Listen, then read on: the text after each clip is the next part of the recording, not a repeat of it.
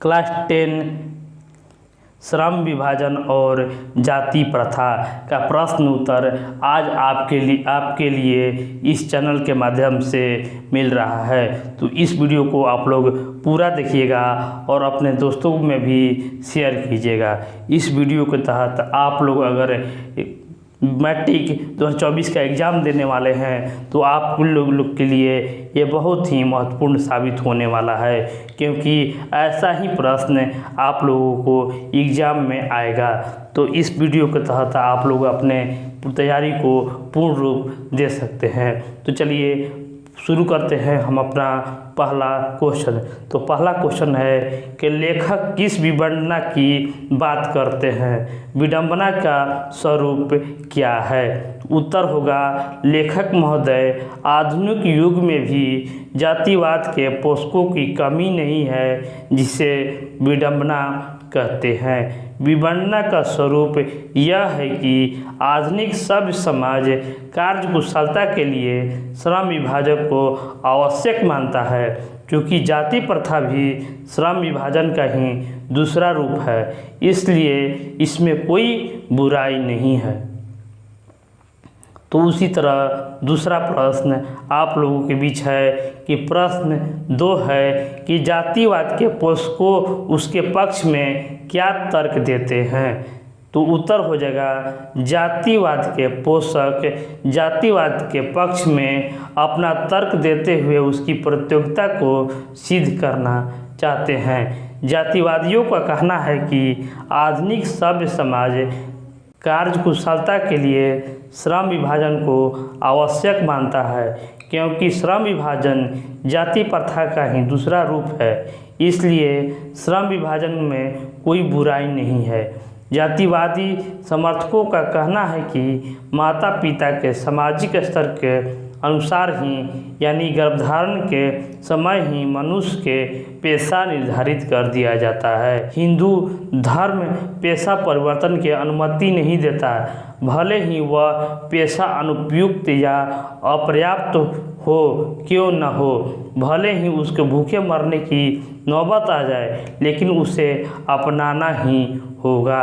जातिवादियों का कहना है कि ऐसी परंपरागत पेशे में व्यक्तिगत दक्ष हो जाता है और वह अपने कार्य सफलतापूर्वक संपन्न करता है। जातिवादियों ने जातिवाद का समर्थन में व्यक्ति की स्वतंत्रता को अपहरित कर लेता है और सामाजिक बंधन के दायरे में जीने मरने के लिए विवश कर दिया है। उनका कहना है कि इससे सामाजिक व्यवस्था बनी रहती है और अराजकता नहीं फैलती है। तीसरा प्रश्न है कि जातिवाद के पक्ष में दिए गए तर्क पर लेखक के प्रमुख आपत्तियां क्या हैं? उत्तर जातिवाद के पक्ष में दिए गए तर्कों पर लेखक ने अपनी आपत्ति उठाई है, जो चिंतनीय लेखक के दृष्टिकोण से जाति पर गंभीर दोष से युक्त है। जाति प्रथा का श्रम विभाजन मनुष्य की स्वेच्छा पर निर्भर नहीं करता है।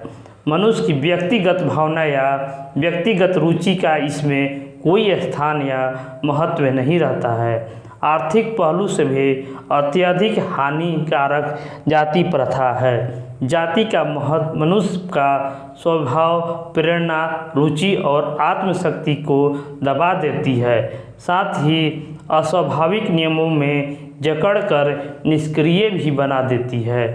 श्रम विभाजन और जाति प्रथा। चौथा प्रश्न है कि जाति भारतीय समाज में श्रम विभाजन का स्वाभाविक रूप क्यों नहीं कही जा सकती? उत्तर होगा भारतीय समाज में जाति श्रम विभाजन के स्वाभाविक रूप नहीं कहा जा सकता है, क्योंकि श्रम के नाम पर श्रमिकों का विभाजन होता है। श्रमिक के बच्चे को अनिच्छा से अपनी बपौती काम कराना पड़ता है, जो आधुनिक समाज के लिए स्वाभाविक रूप नहीं है। पांचवा प्रश्न है कि जाति प्रथा भारत में बेरोजगारी का एक प्रमुख और प्रत्यक्ष कारण कैसे बनी हुई है? जाति प्रथा मनुष्य को जीवन भर के लिए एक ही पेशे में बांध देती है, भले ही पेशा अनुपयुक्त या अपर्याप्त होने के कारण वह भूखे मर जाए।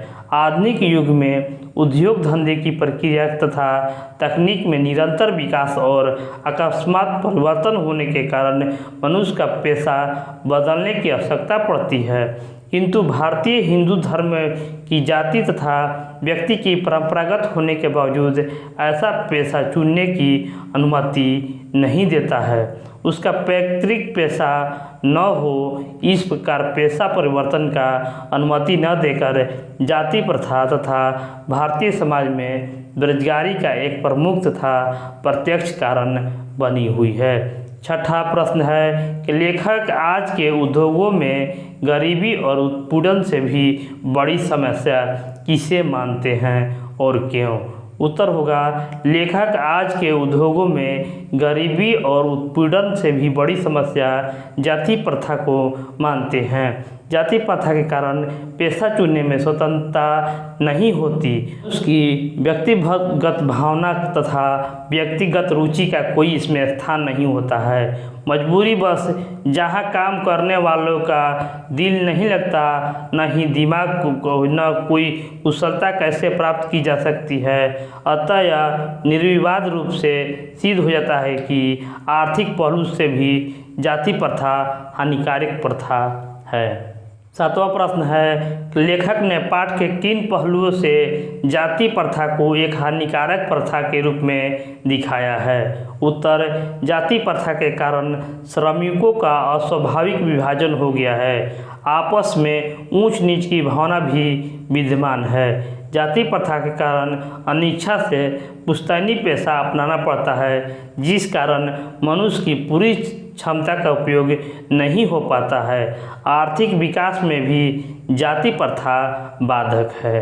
वह प्रश्न है कि सच्चे लोकतंत्र की स्थापना के लिए लेखक ने किन विशेषताओं को आवश्यक माना है? उत्तर होगा, डॉक्टर भीमराव अंबेडकर ने सच्चे लोकतंत्र की स्थापना के लिए निम्नलिखित विशेषताओं का उल्लेख किया है। सच्चे लोकतंत्र के लिए समाज में स्वतंत्रता, समानता तथा भ्रातृत्व भावना की वृद्धि हो, समाज में इतनी गतिशीलता बनी रहे कि वह वांछित परिवर्तन समाज के लिए एक छोर से दूसरी छोर तक संचारित हो सके, समाज में बहुविध हितों की सबका भाग होना चाहिए और सबको उसकी रक्षा के प्रति सजग होना चाहिए। सामाजिक जीवन में अबाध संपर्क के अनेक साधन तथा अवसर उपलब्ध रहने चाहिए। दूध पानी के मिश्रण की तरह भाईचारा होना चाहिए। इन्हीं गुणों तथा विशेषताओं से युक्त तंत्र का दूसरा नाम है लोकतंत्र। लोकतंत्र शासन की एक पद्धति नहीं है। लोकतंत्र मूलतः सामूहिक जीवनचर्या की एक रीति तथा समाज सम्मिलित अनुभवों का आदान प्रदान का नाम है। इनमें से यह आवश्यक है कि वह अपने साथियों के प्रति श्रद्धा व सम्मान भाव हो।